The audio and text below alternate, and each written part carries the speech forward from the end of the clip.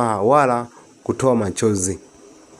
Toba sio kuomba msamaha wala kutoa machozi. Toba. Kwa nini ninasema hivyo? Sikiliza kwa makini. Toba sio kuomba msamaha wala kutoa machozi wala kuhuzunika. Watu wengi wamechanganya kati ya toba na kuomba msamaha kwa Mungu. Kujutia dhambi au kuhuzunika kwa sababu ya makosa, ndio maana wengi hawajatubu kweli, bali wameishia kwenye majuto na kuomba msamaha tu. Kama tunataka kuelewa maana halisi ya toba, lazima turudi kwenye asili ya neno lenyewe katika Biblia. Katika Agano la Kale, neno la Kiebrania linatumika ni shu, ambalo lina maana ya kugeuka au kubadili njia. Maana yake ni ulikuwa unaenda upande mmoja, sasa umeamua kwenda upande mwingine. Ulikuwa unaishi maisha ya namna fulani, sasa umeamua kuyaacha kabisa. Kisha katika Agano Jipya, neno la Kigiriki metanoai, ambalo lina maana ya kubadili namna ya kufikiri. Hapo sio tu matendo ya nje, bali ni mabadiliko ya ndani, namna ya kuweza kuelewa na kuona maisha. Kwa hiyo ukiunganisha haya maneno mawili ya kibiblia, tunaona kwamba toba sio kuomba msamaha, sio kujisikia vibaya, sio kulia mbele za Mungu, sio kujuta kwa Mungu, bali toba ni mabadiliko ya kimaisha, ni mabadiliko ya ndani yanayoonekana kwa nje. Biblia inaonyesha kwamba mtu anayetubu anabadilisha mawazo yake, na anabadilisha mwelekeo wake, na anabadilisha maisha yake. Kwa hiyo toba sio tukio la siku moja tu, bali ni maisha ya mwendeleo, au ni maisha ya kuendelea kubadilishwa. Toba sio kuomba msamaha. Sikiliza tena. Wapo watu wanaotenda dhambi: uzinzi, uasherati, uongo, dhambi mbalimbali.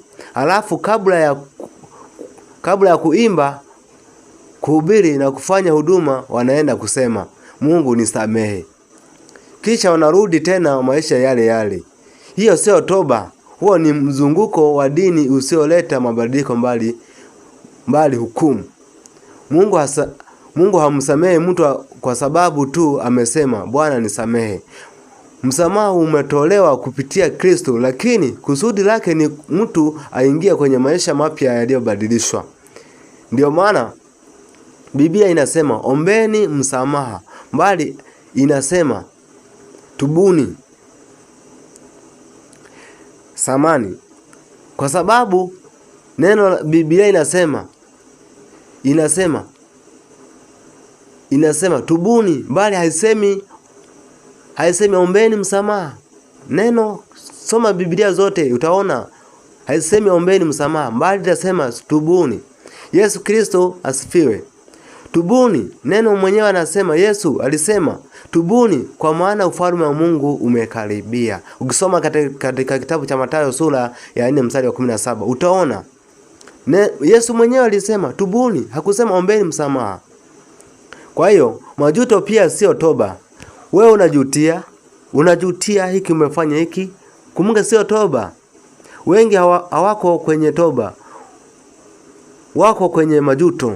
Wanajisikia vibaya kwa sababu matokeo ya dhambi zao, lakini hawajabadilika. Biblia inasema, maana huzuni iliyo kwa jinsi ya Mungu huleta toba, iletayo wokovu, isiyojutia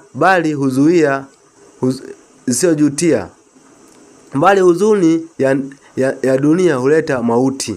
Katika kusoma kitabu cha waraka wa pili wa Korinto sura 7 mstari wa 10 utaona pale Yuda Iskariote ni mfano mzuri. Yeye hakutubu, bali alijutia. Majuto yake hayakumrudishia au hayakumrudia Mungu, bali yalimpelekea kwenye mauti. Na leo watu wengi wanafanya hivyo. Wanalichukia, wanajihukumu, wanajitesa, wanalia, wanajichukia wao wenyewe, lakini hawabadiliki. Lakini toba ya kweli ni kubadilisha maisha. Toba ya kweli inaanza ndani na kuonekana nje. Ndani, mawazo yanabadilika na neno la Mungu.